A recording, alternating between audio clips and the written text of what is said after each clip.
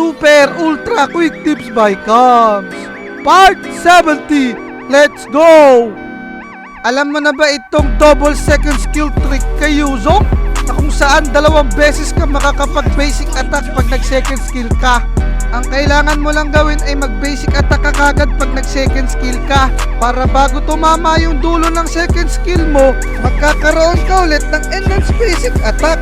Nadodoble kasi yung enhanced basic attack mo kapag nag-basic attack ka kagad nang hindi pa tapos yung second skill mo. Kaya mag-basic attack ka kagad bago pa tumama yung dulo ng second skill mo.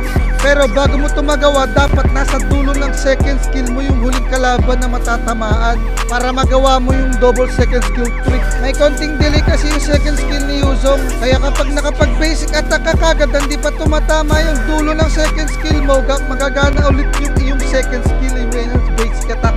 Dito na practice, kaya ulit-ulitin mo lang hanggang sa makuha mo yung double second skill trick ni Yuzong. Kahit mga top global, hindi nila alam kung paano nangyayari to. Kahit si Briggs, nagagawa to pero hindi niya alam kung paano nangyayari. Kaya yan, may natutunan ka naman kay Cams. Kaya i-follow mo na ako para marami ka pang matutunan kay Cams. Hadouken!